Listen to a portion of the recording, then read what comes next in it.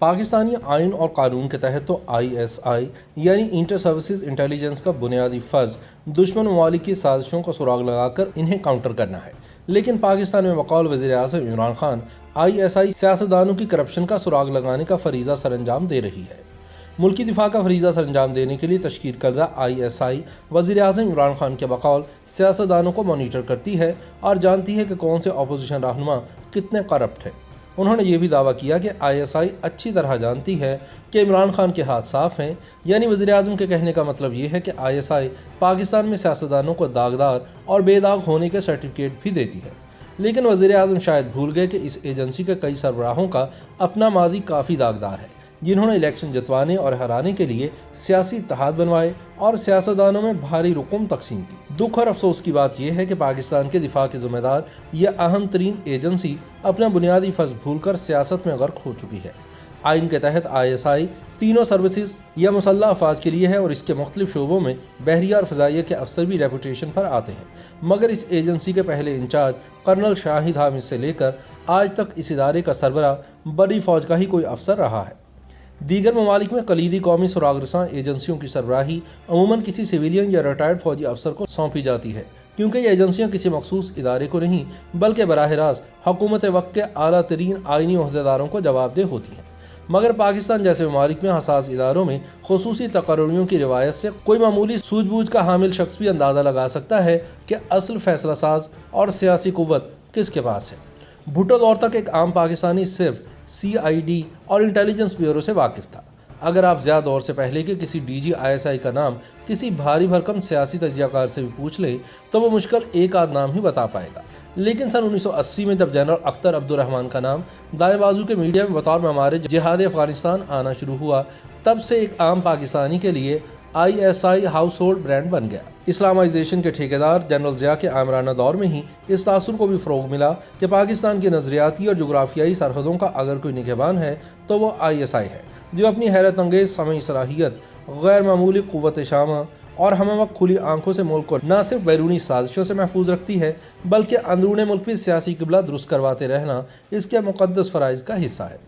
اسی غیر اعلانی ذمہ داری کا پاس کرتے ہوئے جنرل اختر عبد الرحمان کے جانشین لیفٹیننٹ جنرل حمید گل نے اسلامی جمہوری اتحاد بنوا کر سن 1988 کے انتخابی نتائج کا قبلہ سیٹ کیا، مگر بینظیر بھٹو کی پہلی حکومت نے حمید گل کے ڈیزائن کردہ جلال آباد آپریشن کی ناکامی کے بعد ISI کی تاریخ میں پہلی مرتبہ ایک ریٹائرڈ جنرل شمس الرحمان قلو کو DG بنایا، اور پھر لگ بھگ ایک برس بعد بینظیر بھٹو اور ان کے DG ایک ساتھ فارغ کر دیے گئے۔ اگلے DG ISI lieutenant general Asad Durrani نے بقول خود اپنے باس کے کہنے پر سن 1990 کے انتخابات سے مثبت نتائج پیدا کرنے کے لیے بذریعہ مہران بینک اصلی حب الوطنی کی سکہ بند تشریح پر پورے اترنے والے سیاستدانوں پر رقومات خرچ کی۔ اسی طرح سن 2002 کے انتخابات میں پیپلز پارٹی اور مسلم لیگ نون کو پیچھے دھکیل کر پیراشوٹ سے مسلم لیگ کاف کو میدان میں اتارا گیا۔ ساتھ ہی ملکی تاریخ میں پہلی مرتبہ مذہبی سیاسی جماعتیں متحدہ مجلس عمل کے پلیٹ فارم پر ایک مؤثر سیاسی قوت کے طور پر ابھری۔ اس وقت جنرل احسان الحق DG ISI تھے، مگر انتخابات کی فریمنگ کے سلسلے میں ان کے ایک نائب میجر جنرل احتشام ضمیر کا نام ذرائع ابلاغ کی زینت بڑھاتا رہا۔ جنرل احسان الحق کے بعد آنے والے DG اشفاق پرویز کیانی نے بھی اپنی ذمہ داریاں تندہی سے نبھانے کی کوشش کی، مگر ان کا دور اس اعتبار سے عجیب و غریب رہا کہ ایک ساتھ بہت کچھ یکے بعد دیگرے ہوتا چلا گیا۔ ڈاکٹر قدیر ایٹمی اسکینڈل، چیف جسٹس کی برطرفی کا بحران، لال مسجد کا واقعہ، بلوچستان میں شورش اور کالے کو گورا کرنے والا NRO فارمولہ۔ مگر جنرل کیانی واحد DG ISI گزرے ہیں جنہیں بڑی فوج کی سربراہی عطا ہوئی اور پھر میمو گیٹ اسکینڈل کی وجہ سے انہیں ایک اضافی مدت بھی ملی۔ عبوری دور میں جنرل ندیم تاج DG ISI رہے اور ان کے ہوتے ہوئے بینظیر بھٹو کی شہادت کا واقعہ پیش آیا، جس کی تحقیقات آج بھی نامکمل ہے۔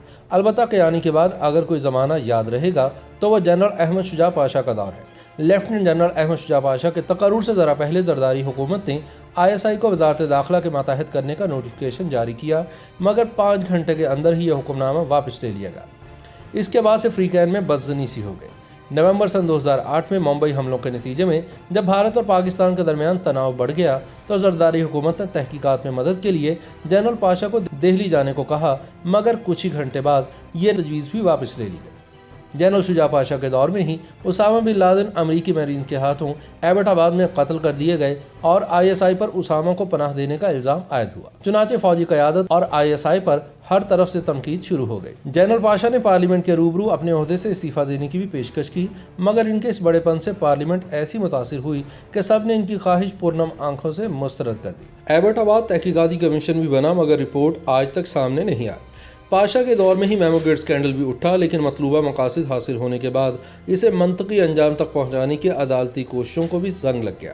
वैसे तो जनरल कियानी के दौर से ही बलूचिस्तान में लापता अफराद और मसक लाशें मिलने का सिलसिला शुरू हो गया था, ताहम जनरल पाशा के दौर में यह मसला शदीद तर हो गया। इनके दौर में तालिबान दहशतगर्दी में खासा इजाफा हुआ और अहम फौजी तनसीबात भी निशाना बनी। इन्हीं के दौर में मेहरान बेस कराची पर दहशतगर्द हमले में अंदर के कुछ लोगों की मिली भगत के शुबे पर मबनी रिपोर्ट शाया होने के बाद सहाफ़ी सलीम शहजाद की लाश मंडी बहाउद्दीन की एक नहर में अटकी मिली। इस बाबत एक तहकीकाती ट्राइब्यूनल भी बना जो इस नतीजे पर पहुंचा कि इस कत्ल में यकीनन किसी कातिल का हाथ है जो नामालूम है। जनरल पाशा कई बरस बाद ऐसे DG ISI साबित हुए जिन्हें इनके बास ने 1 साल की तौसीह दे दी, और जब वो मार्च सन 2012 में रिटायर हुए तो लेफ्टिनेंट जनरल ज़हीरुल इस्लाम इनके जानशी बने। सन 2013 में बैन अल-अक़वामी रिसाले फोर्ब्स ने जनरल ज़हीर को दुनिया के 100 ताकतवर अफराद में 52वें नंबर पर रखा।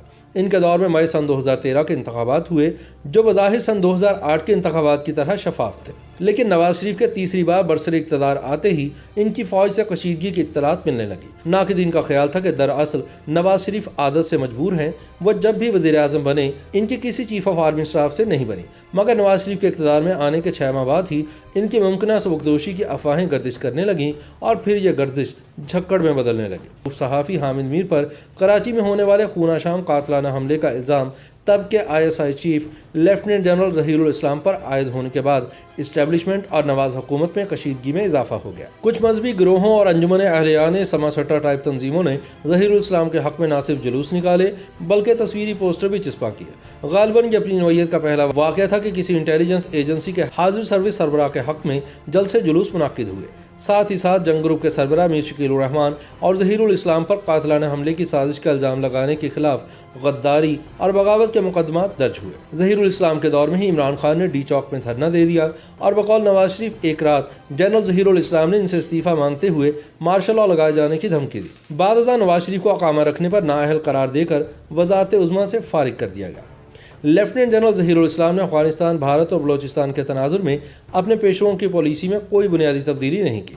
इस दौरान बलूचिस्तान में मजहबी शिदत पसंदी और दहशतगर्दी के वाक़यात में तेज़ी से इजाफा हुआ। इसके बाद रिजवान अख्तर ISI के सरबराह बने तो डॉन लीग्स का शोशा छोड़ा गया, जिस पर आजकल कप्तान हुकूमत फ़ौज की मदद से बड़ी खुशबू व खुशू के साथ अमल दरामद कर रही है। फैज़ाबाद धरना फेम वाले फैज़ हमीद के ISI चीफ बनने के बाद से तो ये तासुर आम है कि इमरान खान कोई भी हुकूमती या सियासी फैसला इनके मशवरे और मर्जी के बगैर नहीं करते। सच तो ये है कि फ़ौज हो या कि इसके मातहत इदारे और इनके सरबराह, जो भी पॉलिसियाँ और हिकमत अमली तय होती हैं वो किसी एक ज़ात शरीफ के सबब नहीं बल्कि इदारती और इज्तिमाई अंदाज में तय होती है। और इंटेलिजेंस इदारे तो बिलखुसूस दुनिया भर में अपने हल्का असर और ख़ुद से वाबस्ता अहदेदारों और अफराद का पूरा तहफ़्फ़ुज़ करते हैं। ये इदारे और इनसे मुंसलिक लोग कितने और किसे जवाबदेह हैं, इसका फ़ैसला तवाज़ुन ताकत का निज़ाम खुदकार तरीके से तय करता है। इसी सबब पाकिस्तान की कोई भी सिविलियन हुकूमत हो कि अदलिया इंटेलिजेंस एजेंसियों का दायरा कार और तरीक़ाकार जली हरूफ में तय करने में नाकाम नहीं। चुनाचे IGI स्कैंडल हो कि मेहरान गेट के गायब लोगों का मामला हो, इकबाल के बावजूद किसी एजेंसी के किसी हाजिर छोड़ साबिक अहदेदार पर गिरफ्त गुजार जवाबदेही तक ना हो सकी और ना ही कोई फौरी इम्कान है। बेनज़ीर भुट्टो की पहली हुकूमत ने इंटेलिजेंस एजेंसियों के किरदार को मरबूत बनाने के लिए air chief marshal retired Zulfikar Ali Khan की सरबराही में जो कमीशन बिठाया, उसकी सिफारिशात के मुताबिक एक मुश्तरका इंटेलिजेंस कमेटी बनाने की सिफारिश की गई ताकि तमाम एजेंसियों की सरगर्मियाँ मरबूत हो जाएं। ये भी तजवीज़ किया गया कि इनके दरमियान पेशावराना रकाबत की बजाय अपने अपने दायरा कार में रहते हुए हम आहंगी और राबताकारी को फ़रोग दिया जाए। जुल्फ़िकार कमीशन ने यह सिफारिश भी की कि ISI को महज दिफाई और बैरूनी ज़िम्मेदारियाँ सौंपी जाएँ और दाखिली सिक्योरिटी की ज़िम्मेदारी एक तोसीशुदा जदीद इंटेलिजेंस ब्यूरो को दी जाए।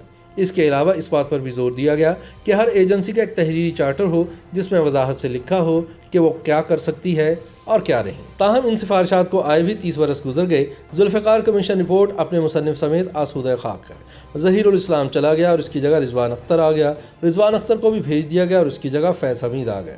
فیض کی جگہ بھی جلد ہی کوئی اور ڈی جی آ جائے گا، لیکن جب تک یہ بنیادی مسئلہ طے نہیں ہو جاتا کہ پاکستان میں خارجہ پالیسی، ایٹمی پروگرام، دفاعی بجٹ اور داخلی امور کے حوالے سے فیصلہ سازی فوج کرے گی یا عوام کی منتخب حکومت، تب تک حکومت اور اسٹیبلشمنٹ کے مابین یہ کشمکش یوں ہی جاری رہے گی۔ بھلے چیف آف آرمی اسٹاف اور DGSI کی تقرری کا حق وزیر اعظم کے پاس تا قیامت رہے، اگر کوئی سویلین حکومت اس مخمصے سے نکلنا چاہے تو اسے ذوالفقار کمیشن رپورٹ کی سفارشات پر عمل کرنا ہوگا۔ YouTube پر گوگلی نیوز دیکھنے کے لیے youtube.com کی سرچ بار میں گوگلی نیوز TV ٹائپ کریں۔ گوگلی نیوز کے پیج پر سرخ رنگ کے سبسکرپشن والے بٹن پر کلک کرنا نہ بھولیے۔ YouTube پیج پر اپلوڈ ہونے والی ویڈیوز سے باخبر رہنے کے لیے بیل آئیکن پر کلک کیجیے۔ آپ کو ہر نئی ویڈیو کے بارے میں نوٹیفیکیشن موصول ہو جائے گا۔